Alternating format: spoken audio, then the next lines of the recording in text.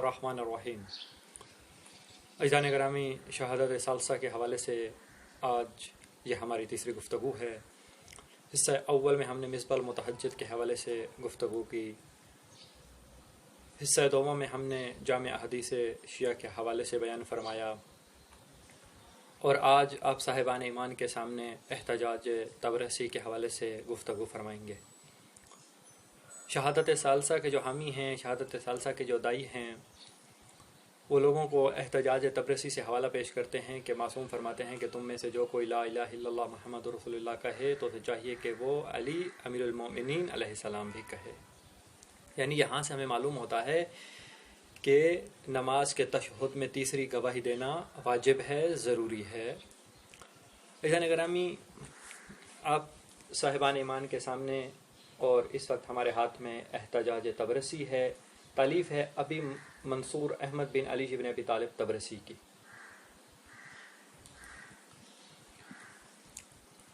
اس کتاب کی صفحہ نمبر 188 کے اوپر وہ روایت درج ہے، یہ آپ صاحبان ایمان دیکھ سکتے ہیں۔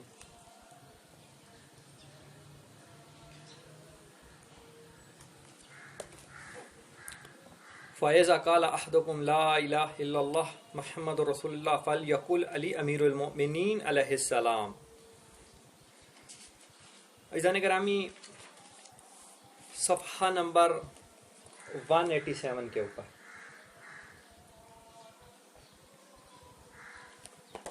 اس روایت کے جو راوی ہیں اس کا نام ہے وراوی قاسم بن معاویہ، اور اس کے حاشیے کے اوپر درج ہے کہ قاسم بن معاویہ نامی شخص کا کہیں پر بھی کتب رجال میں ذکر نہیں ہے۔ اس روایت کا جو راوی ہے وہ مجہول ہے۔ سب سے پہلی بات یہ کہ جب روایت کا اصل راوی ہی مجہول ہے تو وہ روایت ویسے ہی مقام اعتبار سے گر جاتی ہے، وہ قابل قبول نہیں رہتی۔ اور دوسری بات، اگر بالفرض ہم اس کو ایک لمحے کے لیے تسلیم کر بھی لیں تو پھر بھی یہاں پر شہادت ثالثہ کے جو دائی ہیں، شہادت ثالثہ کے جو حامی ہیں، ان کا مدعا ثابت نہیں ہوتا، کیونکہ یہاں پر جو لفظ کالا اور فلیقل استعمال ہوا ہے وہ عقیدے کے معنی میں ہے، عقیدہ رکھنے کے زمرے میں آتا ہے، نہ کہ نماز کے تشہد میں اضافہ کرنے کے معنی میں ہے۔ یعنی کیا کہا کہ فَإِذَا قَالَ أَحَدُكُمْ، یعنی تم میں سے جو کوئی بھی یہ عقیدہ رکھے، کس چیز کا؟ لا الہ الا اللہ کا، تو اسے چاہیے کہ وہ محمد رسول اللہ کا بھی عقیدہ رکھے۔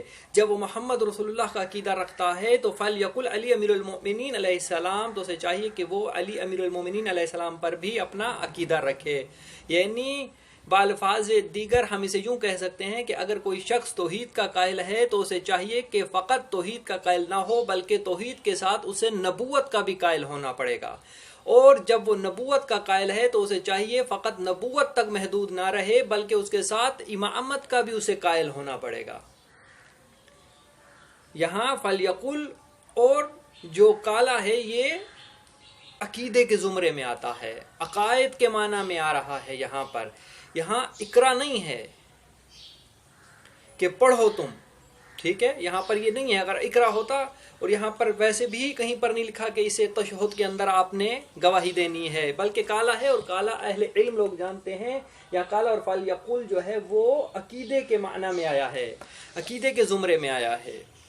اور دوسری بات، اس میں سب سے اہم ترین بات ایک اور بھی بیان کرتا چلوں کہ اسی کتاب کی جلد نمبر 2 کے صفحہ نمبر 420 کے اوپر، صفحہ نمبر 420 کے اوپر، یہ آپ صاحبان ایمان کے سامنے ہے، یہ صفحہ آپ دیکھ سکتے ہیں،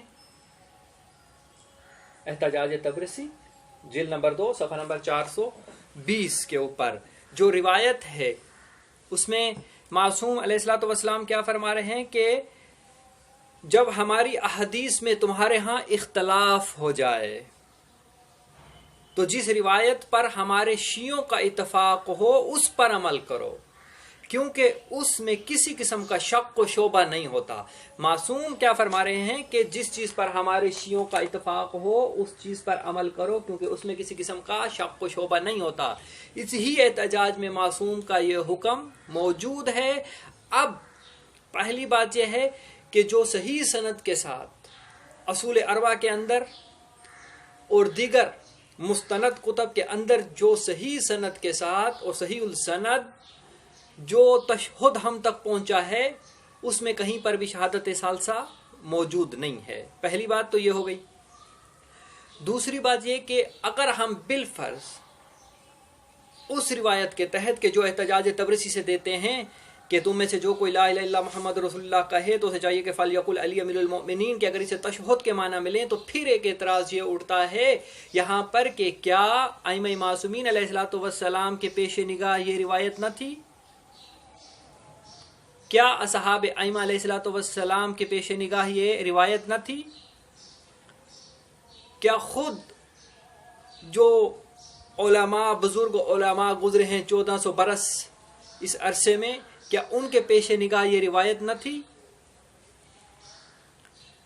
فیضان گرامی، یاد رہے کہ معصوم نے کیا فرمایا اس کتاب کے اندر کہ جس چیز پر ہمارے شیعوں کا اتفاق ہو تو تمہیں چاہیے کہ اس پر عمل کرو۔ اب ہمارے 1400 برس سے جو اس چیز پر شیعوں کا اتفاق ہے وہ یہ ہے کہ تشہد کے اندر تیسری گواہی موجود نہیں ہے۔ بلا وجہ امیر المؤمنین علی ابن ابی طالب علیہ الصلوۃ والسلام کی ولایت کی گواہی پر تشہد کے اندر اصرار کرنا خواہ مخواہ کی منہ شگافی ہے۔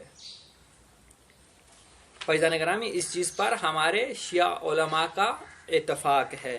اب اگر ایک قلیل گروہ جو ہے وہ لوگوں کے درمیان کھڑا ہو کر اس وقت قوم کے اندر فتنہ و فساد برپا کرنے کی کوشش کر رہا ہے تو در حقیقت وہ ائمہ معصومین علیہ الصلوۃ والسلام کے اس فرمان مبارک کے خلاف جا رہا ہے۔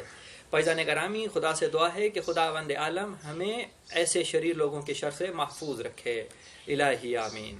والسلام۔